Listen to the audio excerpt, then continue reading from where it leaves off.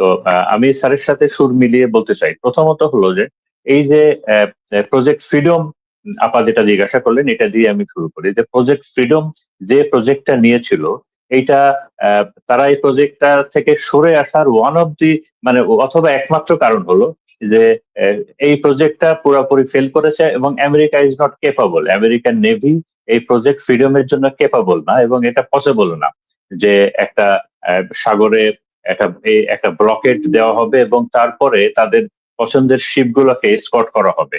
তো ট্রাম্প প্রশাসন আশা করেছিল যে তাদের এই ডাকে ইউজার দেশগুলা, ইউরোপ তারপরে ওদিকে অস্ট্রেলিয়া আছে, জাপান আছে, কোরিয়া আছে, এরকম অনেক দেশ আহ, আহ, তাদের সাথে সামিল হবে। তা আলটিমেটলি কেউ তো সাড়া দেয় নেই, যে কারণে এই ব্লকেটটাও যেমন ফেল করেছে, একই সাথে প্রজেক্ট ফ্রিডমটাও ফেল করেছে। তো আমি তার আগে এই যে একটা যুদ্ধের একটা পজ অথবা শান্তি আলোচনা অথবা যুদ্ধ শেষ কেন, এই বিষয়ে একটু বলতে চাই। প্রথমত হলো যে এই মুহূর্তে যদি আমরা শুধুমাত্র আমেরিকার দিকে তাকাই, তো ট্রাম্প এবং ট্রাম্প প্রশাসন এবং ইউএসএ তাদের পক্ষে এই যুদ্ধটা চালিয়ে নিয়ে যাওয়ার কোনো তাদের এক কথায় বলতে গেলে তাদের এখন আর কোনো ক্ষমতা নাই। যুদ্ধটাকে চালিয়ে নিয়ে যাওয়া কোনোভাবেই তাদের ক্ষমতা নাই। তাদের শেষ করাটাই, যে কোনো ভাবে শেষ করাটাই এই মুহূর্তে তাদের জন্য মন্দের ভালো অপশন। কারণ হলো আহ, আহ, প্রথমত আহ, আমি গতকালকে একটা টকশোতে বলেছিলাম, আজকে এখানে রিপিট করি, আমি ব্যক্তিগতভাবে ট্রাম্প প্রশাসন এবং ইসরায়েলি প্রশাসন এরা কি চাচ্ছে, এদের মাইন্ডসেটটা কি কি চাচ্ছে তার একটা ভালো পিকচার পাই আমি যদি ফক্স নিউজকে দীর্ঘ সময় ধরে ফলো করি।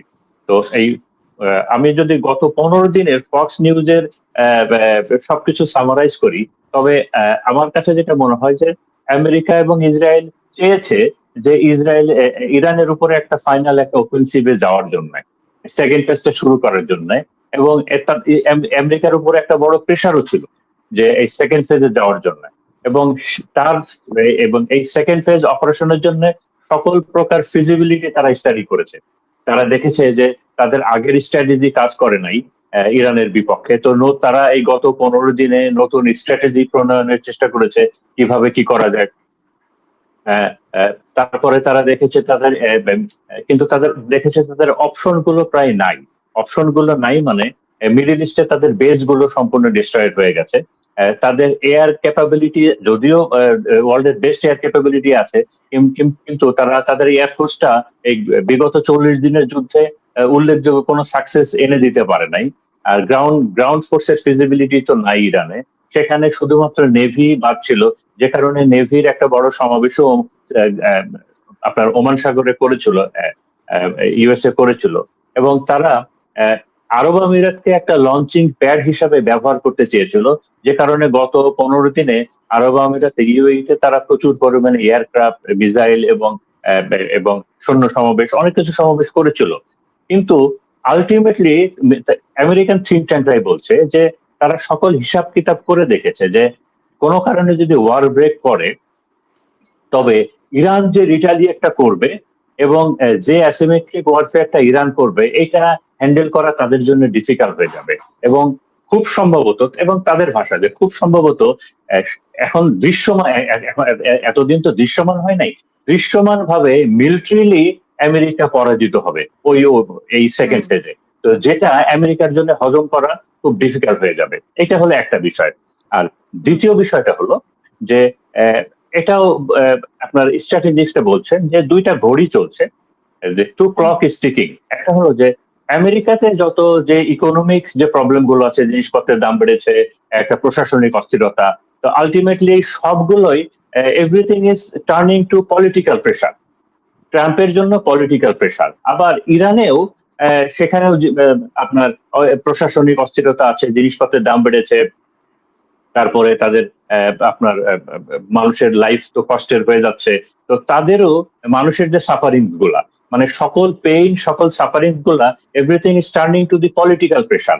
তো এই পলিটিক্যাল প্রেশার, ইরানের political pressure towards the government, আবার আমেরিকার ইউএস এর পলিটিক্যাল প্রেশার টুয়ার্ডস ট্রাম্প, এই কার পলিটিক্যাল প্রেশারটা কে কতদিন সাস্টেন করতে পারবে। তো তো তো যুদ্ধটা ততদিন চালিয়ে নিয়ে যাওয়ার ততটুকু ক্ষমতা আছে। তো এখানেও এখানেও সবাই বলছেন যে এই ঘড়িটা ট্রাম্পের মানে ঘড়ির কাঁটা 12টায় আগে বাজবে। তো ট্রাম্প এ কারণেই যত তাড়াতাড়ি সম্ভব এই যুদ্ধটা শেষ ট্রাম্পকে করতেই হবে।